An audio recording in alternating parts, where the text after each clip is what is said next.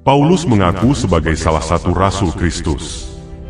Tetapi faktanya, bukan. Mari kita telusuri secara sambil lalu.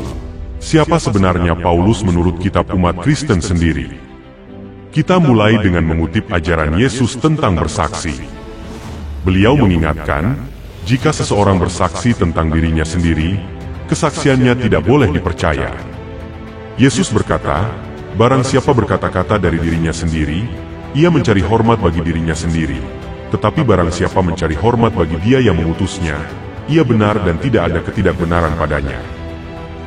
Yohanes 7 ayat 18. Namun, sebagian besar yang kita ketahui tentang Paulus hampir seluruhnya berasal dari apa yang dia nyatakan sendiri tentang dirinya.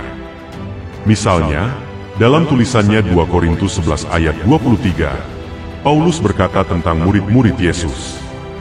Apakah mereka pelayan Kristus? Aku berkata seperti orang gila. Aku lebih lagi. Aku lebih banyak berjerih lelah, lebih sering di dalam penjara, didera di luar batas, kerap kali dalam bahaya maut. Jauh sebelumnya, Yesus berkata, jika aku bersaksi tentang diriku sendiri, kesaksianku tidak benar. Yohanes 5 ayat 31. Sementara Paulus berulang kali bersaksi tentang dirinya sendiri. Karena itu, dia tidak dapat dipercaya. Misalnya saja, dalam tulisannya, Galatia 1 ayat 1, dia mengaku sebagai salah satu rasul Kristus.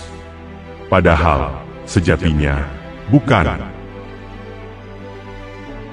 Ketahuilah, tidak ada rasul ke-13, sebab Yesus hanya memerlukan 12 rasul, dan pastinya, Paulus bukan salah satu dari mereka. Dalam Lukas 6 ayat 13-16, tercatat, ketika hari siang, Yesus memanggil murid-muridnya kepadanya, lalu memilih dari antara mereka 12 orang, yang disebutnya rasul. Simon yang juga diberinya nama Petrus, dan Andreas saudara Simon, Yakobus dan Yohanes, Filipus dan Bartolomeus, Matius dan Thomas, Yakobus anak Alfeus, dan Simon yang disebut orang Zelot, Yudas anak Yakobus, dan Yudas Iskariot yang kemudian menjadi pengkhianat. Secara eksklusif, ke-12 murid inilah yang dinyatakan oleh Yesus sebagai rasul. Bagi Yesus, hanya ada 12 rasul, sebab hanya ada 12 suku Israel. Selain itu, kelak hanya akan tersedia 12 tahta penghakiman. Timbul pertanyaan, mengapa hanya 12 rasul? Begini penjelasan Yesus kepada murid-muridnya sebagaimana tercatat dalam Matius 19 ayat 28. Aku berkata kepadamu, sesungguhnya pada waktu penciptaan kembali, apabila anak manusia bersemayam di tahta kemuliaannya, kamu, yang telah mengikut aku, akan duduk juga di atas 12 tahta untuk menghakimi ke-12 suku Israel. Kota suci Yerusalem baru pun hanya memiliki 12 fondasi. Seperti yang diungkapkan Yesus kepada Yohanes dalam Wahyu 21 ayat 14. Tembok kota itu mempunyai 12 batu dasar, dan di atasnya tertulis nama ke-12 rasul anak domba itu. Jelas, menurut ayat ini, Paulus tidak termasuk dalam kelompok 12 rasul anak domba yang dimaksud oleh Yesus. Para rasul Yesus dipilih dari orang-orang yang telah bersamanya sejak awal pelayanannya, dan oleh karena itu, mereka terdidik dengan baik berdasarkan pokok-pokok ajaran Yesus. Yohanes 15 ayat 27 mencatat, Yesus berkata kepada mereka, tetapi kamu juga harus bersaksi, karena kamu dari semula bersama-sama dengan aku. Paulus sama sekali tidak memenuhi syarat ini. Sebab dia tidak pernah bersama Yesus sejak awal, dan tidak akrab dengan pokok-pokok ajaran Yesus. Tidak ada dalam surat-surat Paulus yang manapun tentang prinsip utama ajaran Yesus. Tidak ada tentang ajaran khotbah di bukit.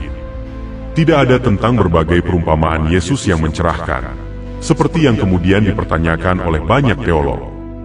Otoritas seperti apa yang boleh dimiliki oleh seorang rasul yang tidak seperti rasul-rasul lainnya, tidak pernah dipersiapkan untuk jabatan kerasulan oleh Yesus sendiri, tetapi baru setelah ketiadaan Yesus, mengklaim gelar kerasulan untuk dirinya berdasarkan pengakuannya sendiri.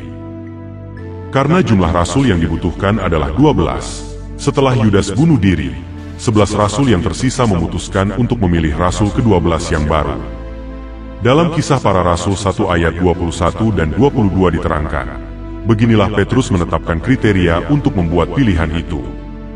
Jadi harus ditambahkan kepada kami seorang dari mereka, yang senantiasa datang berkumpul dengan kami selama Yesus bersama-sama dengan kami, yaitu mulai dari baptisan Yohanes sampai hari Yesus terangkat ke sorga meninggalkan kami, untuk menjadi saksi dengan kami tentang kebangkitannya. Paulus juga sama sekali tidak memenuhi persyaratan ini. Dia bukan saksi kebangkitan Yesus. Setelah Matias dipilih, Lukas mengatakan dalam Kisah Para Rasul 5 ayat 13, tidak ada lagi rasul yang dipilih. Mereka tetap menjadi kelompok eksklusif, seperti dijelaskan. Tidak ada dari yang lainnya memberanikan diri untuk bergabung dengan mereka, tetapi orang-orang sangat memuliakan mereka. Secara signifikan, setelah kematian Yakobus, rasul lain tidak dipilih untuk menggantikannya. Karena tidak seperti Yudas, status Yakobus tetap sebagai salah satu dari 12 rasul Yesus. Sampai di sini, jelas terlihat bahwa sebenarnya tidak ada alasan sedikit pun bagi kita untuk mengakui Paulus sebagai rasul Kristus. Ini masih dijelaskan lagi oleh banyak kesalahannya.